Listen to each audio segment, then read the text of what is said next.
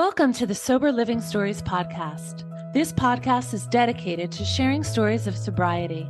We shine a spotlight on individuals who have faced the challenges of alcoholism and addiction and are today living out their best lives sober. Each guest has experienced incredible transformation and are here to share their story with you. I'm Jessica Stepanovic, your host. Join me each week as guests from all walks of life share their stories to inspire and provide hope to those who need it most.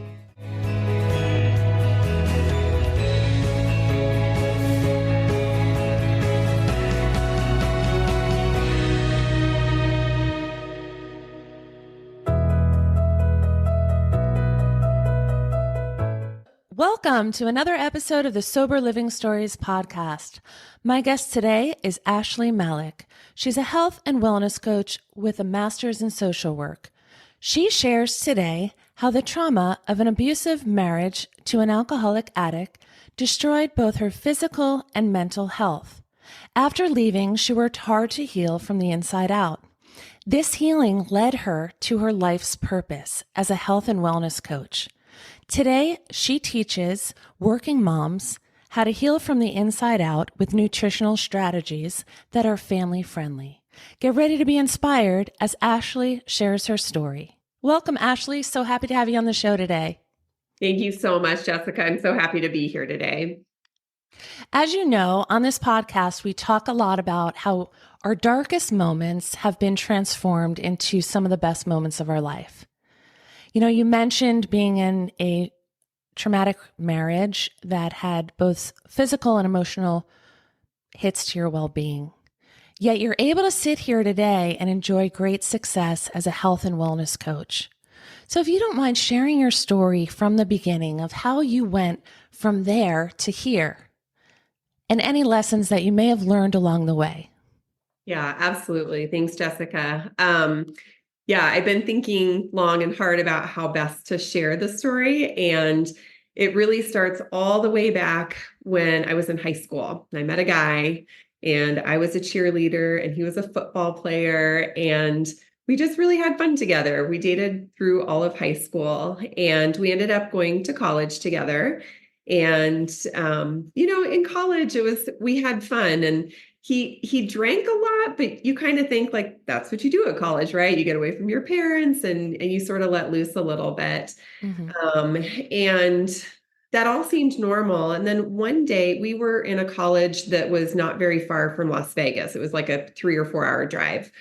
And one day his roommate invited him to drive to Las Vegas for the afternoon. And life was never the same after that particular day. What transpired in the couple years after that is that my boyfriend at the time got so just involved in gambling. And I think it served his heart a lot. He felt important and he had money but he wasn't a good gambler. And so, unfortunately, it continued to permeate into his life. We were obviously still dating at the time. And so he was gambling and drinking a lot. It got to the point where he was starting to steal things from me, from roommates. And a lot of times he would steal money, but he would also steal items that he could then pawn and mm-hmm. get, money for. And one day I think I was a junior in college. I got a call from the president of the bank where I was banking. And he said, mm-hmm. You have to come down here. It's an emergency. So of course I'm terrified, but I drive down to the bank. And as it turns out, my boyfriend had been depositing empty envelopes into the ATM machine saying, I'm depositing $500, but there was nothing in the envelope. And he was doing this repeatedly on my checking account. And so there I am with the bank president, the cops are there and they asked me, do you want to press charges? And I didn't know what to do. I probably should have taken that chance to talk to my parents or something. Mm-hmm.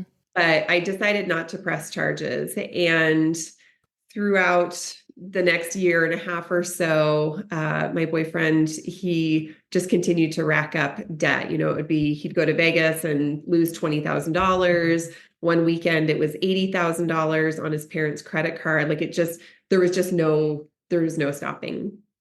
So we kind of get to this point of graduation, and I don't know, I was raised to really like find the best in people and believe that people can sort of move through their lives, through their experiences. And not that I wanted him to change, but I assumed that after he got out of college and we get, steady jobs, like he's going to grow out of this, right? I couldn't see another path forward. And we did end up getting married. And for the first couple of years of our marriage, I think gambling wasn't as big of a problem, but the drinking, it was definitely there. It was drinking all the time, drinking on the weekends. There was a lot of drinking.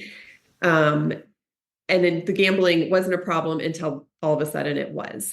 And so he had started doing things like through his company that he was working for at the time.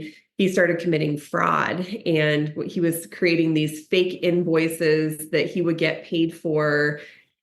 And there was no work being done, but all of this money again was to support his gambling habit. Okay. So through this time, I ended up getting pregnant, and we knew that it was a boy. And while I was pregnant, we spent a Thanksgiving with his grandmother. And I knew that I had watched sort of their generations of alcoholism in his family. And his dad was a very active alcoholic. And when I was there for Thanksgiving with his grandmother, she pulled me aside and she said, "Ashley, I do not want you to name this baby the fifth," because my now husband at the time was, his dad was the third, my husband was the fourth. Yeah. And so, we have that in our family as well. Yeah. Yeah. And she said, "I don't want you to continue this legacy at all." And so that really, I was already having a lot of doubt about staying married, but I'm like, I've got a baby on the way. For the way I grew up, family preservation was very important, and you worked at it, but you did what you could to keep the family together. So we did. He got fired from a job that he was working at about a month before I was due with our baby. And he got fired because he had racked up credit card debt on the company card. And so when I delivered, he was totally unemployed. We were just crushing under debt that he had accumulated. And I remember shortly after I delivered, I went to buy groceries at the grocery store, and my card was declined. And I found out that he had completely wiped out my entire savings and checking account. I had no money. I had no money.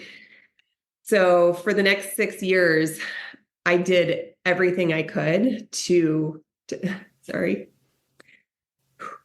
I did everything I could to try and make it for the sake of my son.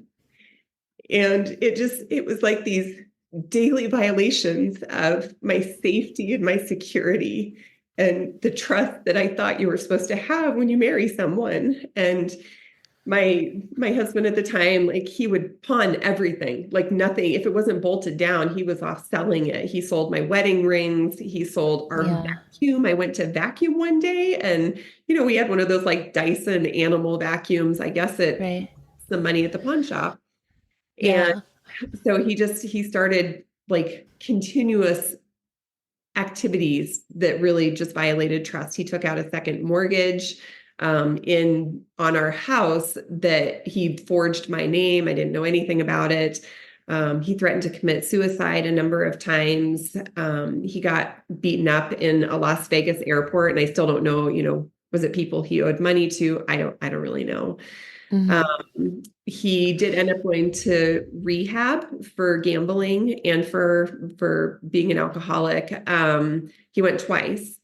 And one of the activities when he was at rehab was for myself and his family, we sort of sat and tried to tally up all of the money that he had spent gambling. And we sort of got to a neighborhood of around $1 million that he had and that was all that we could account for. We're sure that there was more to it than that. Yeah. But Um, Go ahead. you really hit on so many things that take place in an addictive cycle, and the denial of his own disease, but also you being so close to him and wanting it to continue and work. Often when people are next to ones that they love and they're seeing them struggle, there's a sense of denial too, because you want to see it the way that you want to see it and you want to see it through. And so you had touched on trust, and a lot of alcoholism and addiction deals with the importance of honesty, which is just not there. And because the drive to continue doing what we do when we're active, it takes over that. So it's literally impossible. So you touched on so many feelings too. And I know that it's difficult to talk about this. So I thank you for sharing that portion. And, if you'd like to continue, that'd be great. But you hit on some very important feelings that are completely consistent with alcoholic and addictive behavior, which I'm sure listeners can completely relate to. Yeah. Yeah. And it's so damaging, because when you get married and you're creating a family, you just, or as human relationships, you just don't expect that trust is broken over right. and over again. And two, just for listeners, this is like an opportunity to see this from the other side, from our loved ones' views, from not the addict or the alcoholic in recovery side, but from the person they're sitting next to and they're with. So that's another reason I just wanted to thank you for having the courage to come on, because it's an important message to hear. Yeah, definitely. Definitely. So I just, it's the years kind of went by. I finally did file for divorce, and it began a very long journey of survival for me. And I thought I was surviving when we were married, but once I was on my own, it became very clear to me that survival was the only option, and really survival for my son. We did have a shared custody agreement, which I fought really hard not to have that, but that's what we ended up with. And there were just a lot of just continued incidences of, my ex picking up our son while, from school after he had been drinking. He took him gambling one time and left him in the car so he could go in and gamble. Like, just things that you think of, things you see on movies. I'm like, how is this my life? I just can't even fathom that these things are possible, and taking care of our son. And meanwhile, I'm trying to do everything I can, taking my son to therapy, trying to get him involved in activities, create mentorship opportunities for him with other men that I felt were good, like father figures. Through all of this, what sort of was a big turning point is my ex ended up in prison because he had done a very similar thing to another woman that he had been dating at the time. And I had to make some really hard decisions in those couple of years of our lives to decide whether or not to help my son have a relationship with his dad. And so we did drive. We would do a 6-hour round trip to go see him in prison for 90 minutes. And that was a horrible experience. But my ex had done a lot of manipulation to my son in saying, well, your mom was doing this, or your mom is making it a problem. Your mom is creating all of this chaos. And when he was in prison, I didn't want my son to think that I was the reason that he didn't have a relationship with his dad. So we tried to keep things going as best as I could. But it was really hard. And I think my son, I know I took a big hit by what happened. My son's hit was even harder.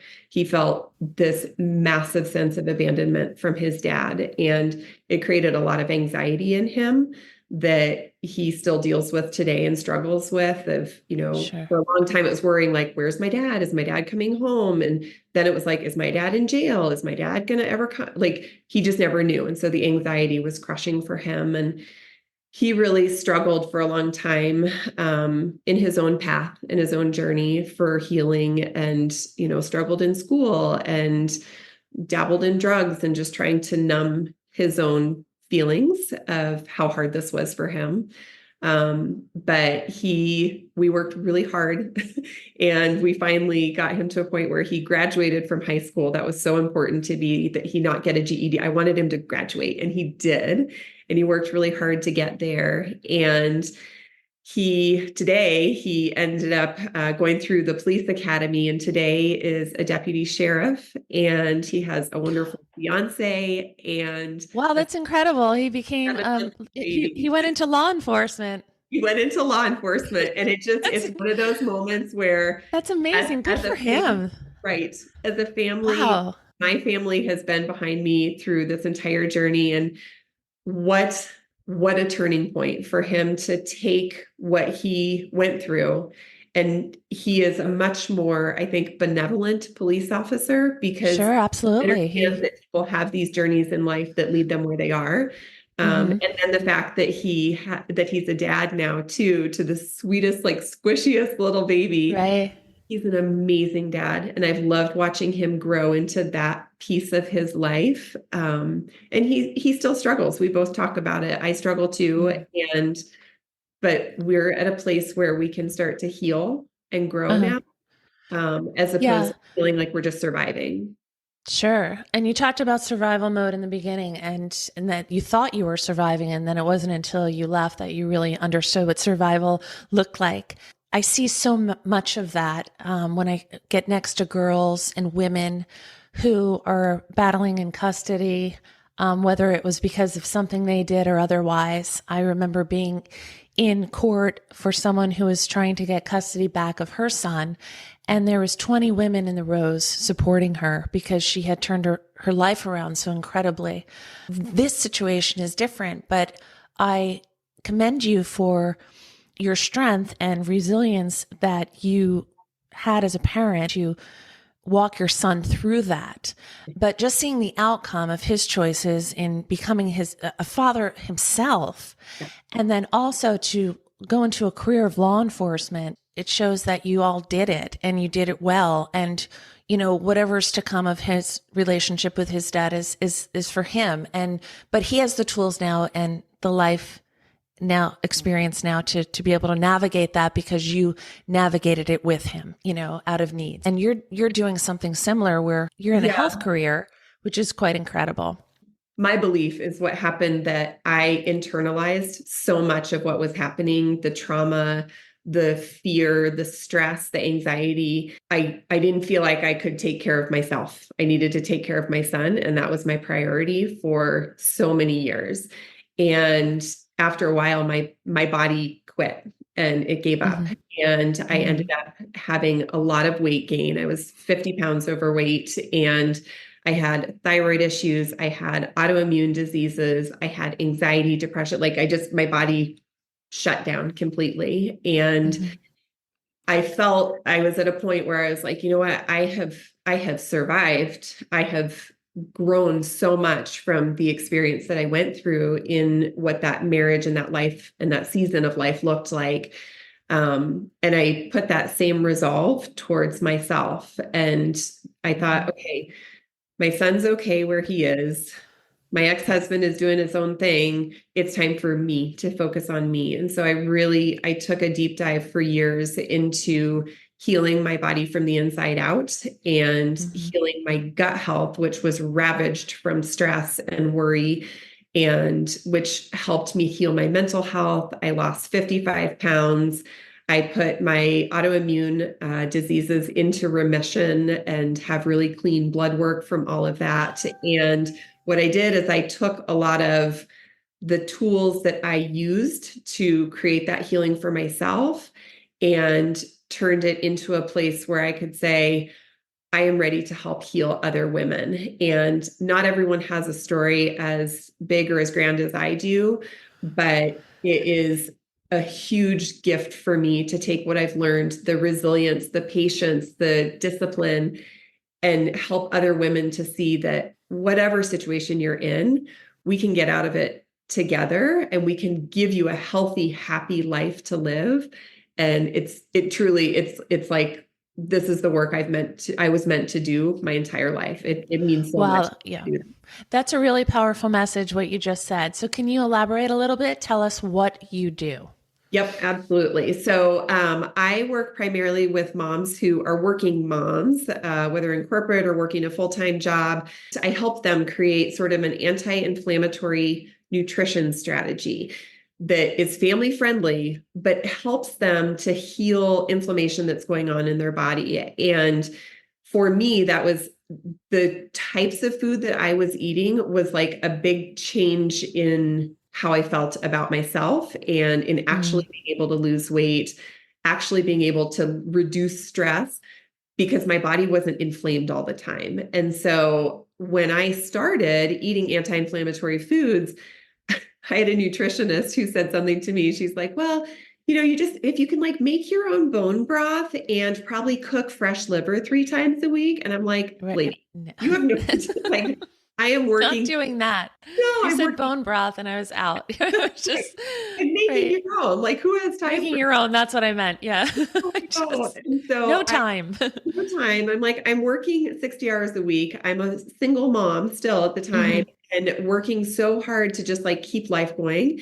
I needed to cook for my son too. And so I started creating a way that I cook and prepare meals that allows me to eat what I need for anti-inflammatory, but also allows a family to eat what they want to eat. So if we're making like hamburgers one night for dinner, for example, I can have a hamburger. I'm not going to have it on a bun. I'm going to have a bed of lettuce. I'm going to have it surrounded with lots of veggies and condiments that I enjoy. My family can have that nice whole wheat bun and the thick slice of cheddar cheese on top, but we're making the same meal all at the same time. Right.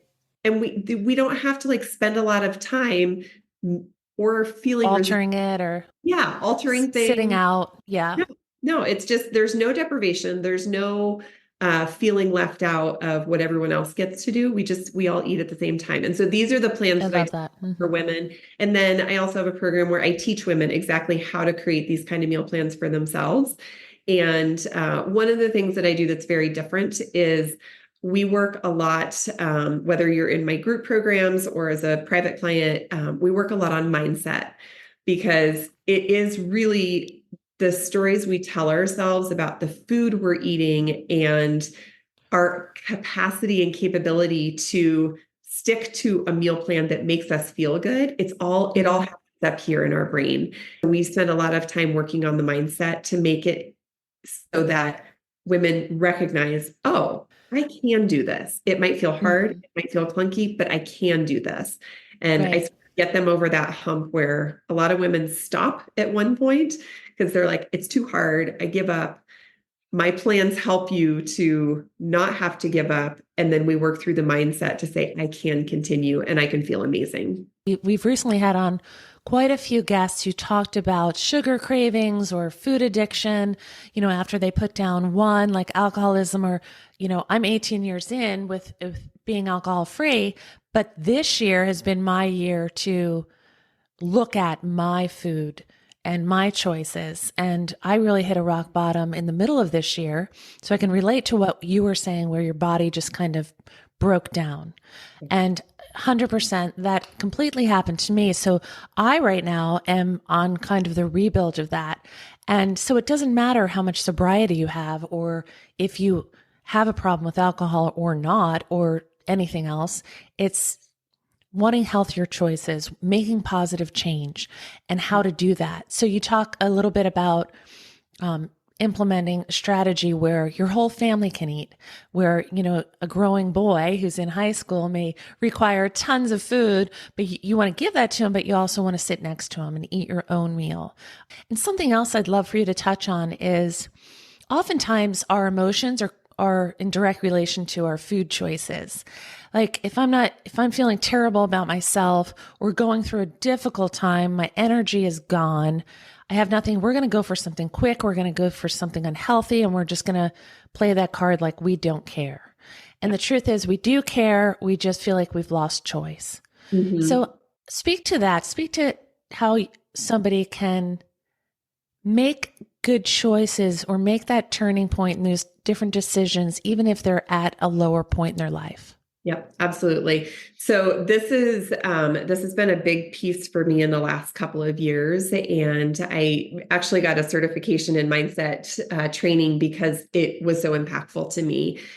We often think like, forget it, like I'm feeling sad, I'm feeling bad about myself, I'm low, I'm just going to eat whatever and screw it. I will, I'll try again tomorrow or next week or whatever.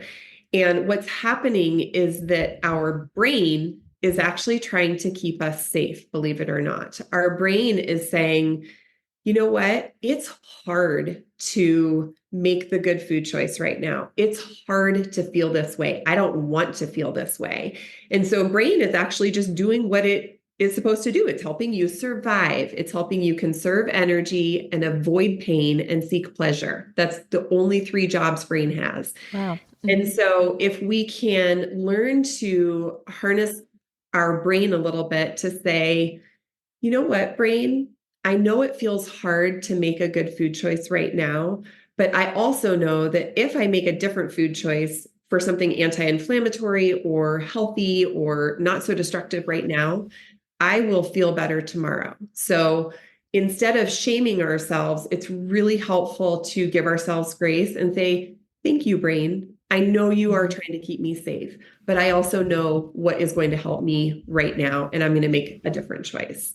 So it's a very different So way. it's like a programming, like a reprogramming, but Yes. you have to speak it, you have to say it, and then your brain will follow suit. Yeah. I've heard And that it's so hard. much. It doesn't happen overnight because we have thousands of, points of data to say it doesn't feel good, it's hard, this is too difficult, I'm not going to be successful. Like we have thousands of points of data that prove what brain wants us to believe.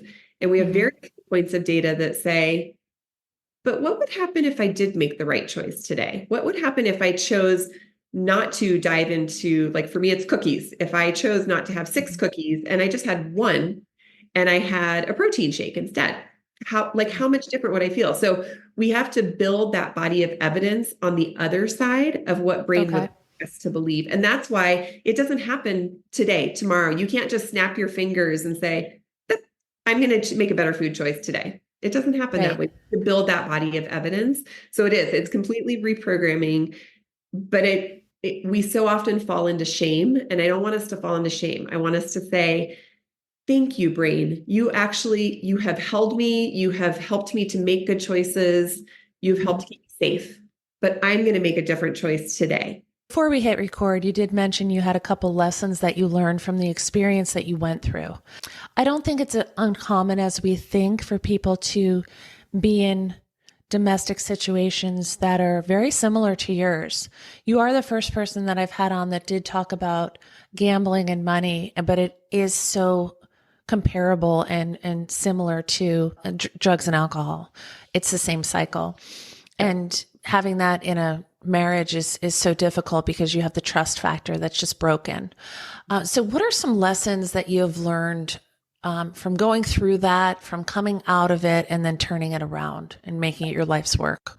Yep, I'd love to share that. So I have 4 different lessons that I've learned that I think come from my experience that are really generalizable to anybody who's listening. So I think the first one is I recognized, and it took me a long time to learn this, but being in a relationship with an addict does not make you, as the person on the other side, any less smart, disciplined, capable. The addict has their life to live, and that doesn't mean that you are at fault. It doesn't make you bad for staying or trying to make it work. I spent a lot of years in shame of feeling like, well, I am so stupid. Why didn't I leave? And none of those thoughts ever served me until I recognized I am still just as smart and capable and loving and disciplined. My ex, that was his life to lead as an addict, and that doesn't change who I am. I think number 2 is the fact that there is a reason for what is happening. And I in all honesty, I'm not a very spiritual person or a very religious person. I'm spiritual, but not religious. And I, for a long time, couldn't figure out like why, as we all on the other side, and even as the addict, I think we often think like, why is this happening to me? Why am I having to go through this? And what I came to realize is that the universe had a plan for me and for my son and for anyone else who was impacted by this. The universe had a plan. And what I discovered is that I went through a journey that forced me to heal myself. And now I get to heal others. And that is my life's work. And if I had not had this experience in my life, albeit it was long and hard and challenging and sad, I wouldn't be where I am today. So trust that there's a reason behind what's happening, even though you can't see it in the moment. The third lesson I learned was it's when you want to leave a relationship, you get to decide when the time is right.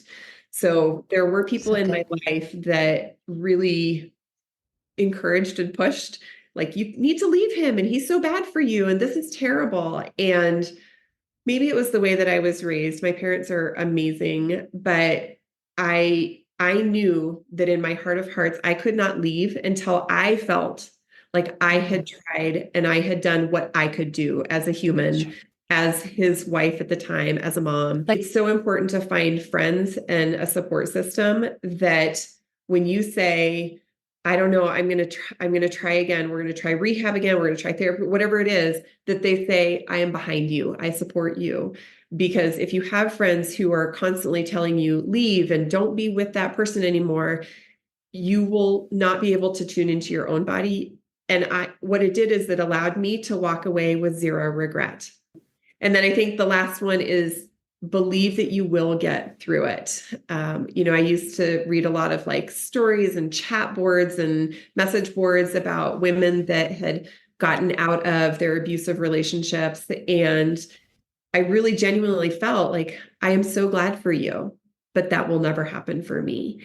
And I had to work very hard to start recognizing, back to like the first point, like, I am strong, I am smart, I am capable. And what I eventually was able to do is lead myself to a place where I am married to a wonderful man right now who knows all of my baggage and handles it with loving care. I have two amazing kids.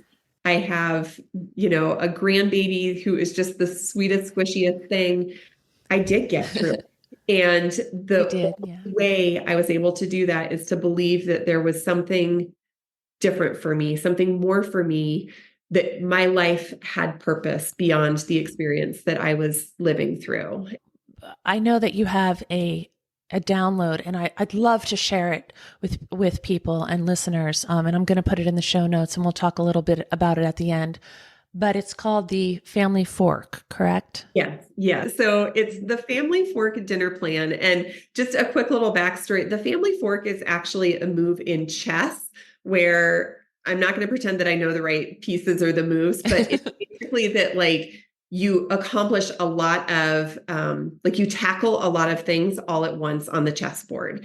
And for me, the Family Fork dinner plan is a way to tackle all of the things in a very like streamlined, optimized way. So the plan allows you to cook 3 nights in a week, but have dinner on the table for 7 nights. Wow, that's so good. It provides anti-inflammatory options. That's the basis of all of the recipes. But then there's also a section on each recipe that shows you how to make it for your family. So you have a dinner plan and a recipe for every night of the week, but you only have to do a heavy cooking. I say like 20 to 30 minutes, 3 nights a week. The other 4 nights a week, you're sort of repackaging and repurposing some of the foods into different meals. But again, everything is based on anti-inflammatory eating, which is going to be good for our health, our physical and mental health. And then there's the family-friendly options. So like we talked about burgers, I know how to make a burger for me that's gluten, dairy-free, but for my family, they want that thick slice of cheese. We can do all of that together. So that plan allows you to sit down and have a meal with your family, spend less time cooking, but really support your own body with anti-inflammatory nutrition that's going to make you feel amazing every day. This part of your story, a lot of people looking at you, they may be like, wow, like so amazing. She's got this, everything together and so beautiful. And like, oh, this, that's why I love this podcast. And I love the online world where people are sharing their hearts, like things that are behind closed doors. They're putting it out there and they're just sharing it courageously. There's not one person that doesn't have a story. And so I really commend you for sharing that and putting that as part of your whole, because it really makes it come full circle. There is so much benefit. You are so right, Jessica, that we all have stuff and garbage that we have lived through and we have thrived from, or maybe we didn't do it all that well, but we're still here today. There is so much healing in being able to share our stories. And once you do, when I tell people, because I don't talk about this widely, but I don't hide from it. This is a very significant part of my life. And when I tell people, I can tell they're either totally inspired and they think differently about the way they move through their lives and their challenges, or we actually have a connection and we say, and I think that's how we met, Jessica. Like we have one little glimmer of something and we're like, oh, we have that in common.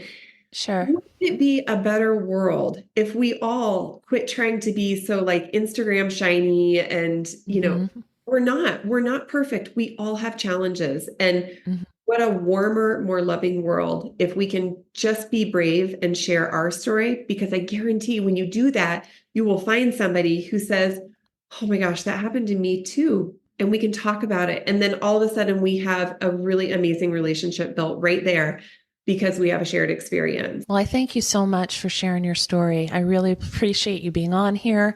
And I wanted to just ask you to share where people can connect with you further.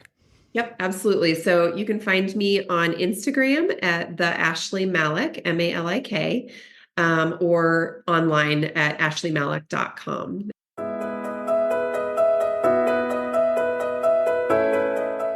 Thank you for tuning into the Sober Living Stories podcast. If you have been inspired, consider subscribing and sharing with anyone who could use hope in their lives. Remember to stay tuned for more inspiring stories in the episodes to come. To view our featured author of the month or to become a guest yourself, visit www.jessicastepanovic.com.